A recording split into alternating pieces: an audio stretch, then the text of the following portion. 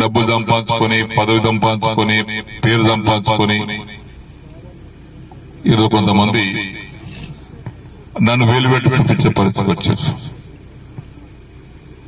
నేను ఏం ఆశించినా, మీరు డబ్బులు ఆశించినా లేకుంటే ఇంకేమైనా ఆశించినా, ప్రజల కోసం సేవ చేయడం అందరం కలిసి పనిచేసి ఇవాళ రవీందర్ రెడ్డి ప్రేమయ్యాడు, నేను దూరమైన. రవీందర్ రెడ్డి చరిత్ర మీకు తెలియదు, చాలా ఇది అవసరం లేదు. కానీ ఈరోజు మీ అందరి ఆశీర్వాదంతో 2023లో కూడా గెలుచుకున్నాం. ఈ రోజు కూడా నాకున్నటువంటి ఇంటెలిజెన్స్ రిపోర్ట్ గాని సమాచారం గాని మన నియోజకవర్గంలో మళ్ళా మన జెండా ఎగురుతుంది. కాబట్టి అందరం సమయం పాటించి ఐకమత్యంతో, సరే మనకి మీ బీర్కూరు గ్రామం ఉంది, ఒక వ్యక్తి గెలిచాడు, మంచి వ్యక్తి ఓడిపోయాడు. నష్టం ఏవో జరిగింది, ప్రజలు జరిగింది. నేను ఊళ్ళో తిరిగి చెప్పాను, విఠల్ గారిని గెలిపియండి, మీకు అన్ని విధాలు చేస్తాను. ఇవాళ 4-5 కోట్ల రూపాయలు డెవలప్మెంట్ ఆగిపోయింది. ఇలా గ్రామం చూస్తే ఎక్కడిదక్కడ భ్రష్టు పట్టిపోయింది, ఒక్క పని లేదు. నేను వచ్చి గంగమ్మకు పూజ చేసి నేను పోతే తెల్లారు ఆయన పార్టీ జెండాలు పెట్టుకుని ఆయన వచ్చాడు. మరి మాకు పార్టీ జెండాలు లేవా పెట్టుకోవడానికి? పెట్టుకోలేము. ఎందుకంటే ఇది అందరి పార్టీలకు అతీతంగా చేసేటువంటి కార్యక్రమం కాబట్టి కట్టమే పోయినాం, ఆ బిడ్డ పోయినాం, గంగమ్మకు పూలు చల్లినాం, పసుపు కుంకుమ వేసినాం, పూజ చేసినాం, వచ్చినాం. ఓ తెల్లారి చూడుగా రాకడ చూడుగా చూడు, ఆయన ఎక్కడికెళ్ళికో మొత్తం నియోజకవర్గాన్ని జమ చేసుకుని మోటార్ సైకిల్ జెండాలు పెట్టుకుని వచ్చాడు. నేను ఇచ్చింది కేసీఆర్ కాదంటే కదా నువ్వు చేసేది, నేనే చెప్తున్నా కేసీఆర్ ఇచ్చిందని. జరిగింది అని గంట పద చెప్తున్నాను, ఎవడు నాకు చెప్పాల్సిన అవసరం లేదు, నేనే సాక్ష్యం. అన్నం పెట్టుడు మరుస్తున్నా కష్టం కదా. అయితే రాజకీయ పరిణామాల వల్ల కొంతమంది దౌర్భాగ్యులు చేసినటువంటి బాధల వల్ల నేను కొంత నిర్ణయం తీసుకుని మారాల్సి వచ్చింది. అన్ని హామీ ఇస్తున్నా, 6 మాసాల్లో కూడా పూర్తి చేస్తా అన్నాడు.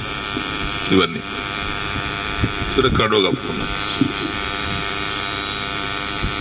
ఆ కండువ కూడా జాతీయ కండువ కప్పుకున్నా. నయమైంది. ఈ కోర్టు కేసులు ఉన్నాయి ఇప్పుడు మా మీద కోర్టు కేసులు నడుస్తున్నాయి.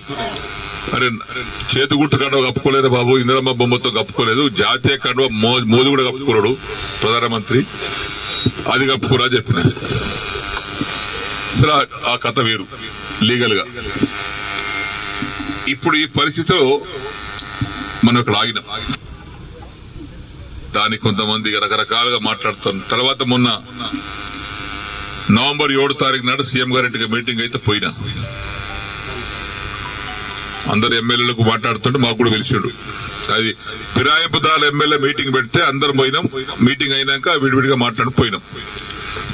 పొంగులేటి శ్రీనివాస్ రెడ్డి కూర్చున్నాడు, బట్టివి కూర్చున్నాడు ఆయన పొలిటికల్ ఆ ఛాంబర్లో. నేను పోయి శ్రీనివాస్ రెడ్డి రేవంత్ రెడ్డి గారు లేచాడు, కూర్చోసేనని అన్నాడు. ఒకటి అడిగితే సమాధానం చెప్పినా కూర్చుంటా అన్నా.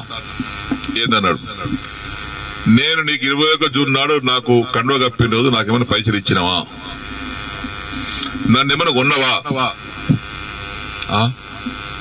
గట్లట్టు వచ్చినా కొన్నావా చెప్పు, నాకేమైనా ఇద్దరు ఉన్నారు, నన్ను ఏమన్నా నా ఎమ్మెల్యేషిప్ కొన్నావా, నన్ను కొన్నావా చెప్పు, నేను అమ్ముడు పోయినా నీకే చెప్పినా. లేదు పోలేదు, ఇయ్యలేదు. దేనికోసం వచ్చినా, ఈ సమస్యల కోసం వచ్చినా. ఏమైనా అయిందా, ఏం కాలేదా, ఏమైంది, 100 కోట్లు ఎస్డిఎఫ్ ఉంటే 30 కోట్లు ఇచ్చారు. తర్వాత బంద్. దగ్గర 70 కోట్లు డబుల్ బెడ్రూమ్ ఉంటే 20 కోట్లు ఇచ్చి, 25 కోట్లు ఇచ్చి, 45 కోట్లు ఇవ్వాలి. బంద్. పనులన్నీ పేమెంట్ లేక ఆగిపోతున్నాయి.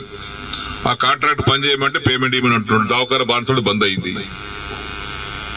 కోర్టు దవాఖాన బంద్ అయింది.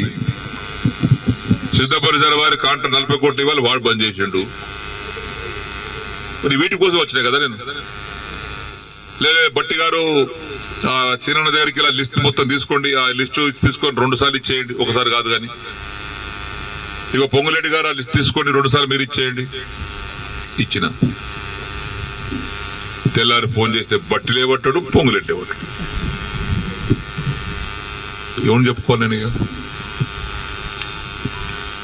మళ్ళీ అసెంబ్లీ జరుగుతుంది జనవరి 4 తారీఖు నాడు.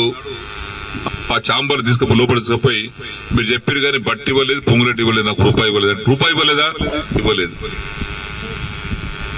వేమ నరేందర్ రెడ్డి గారు బయట పిలిచిండు.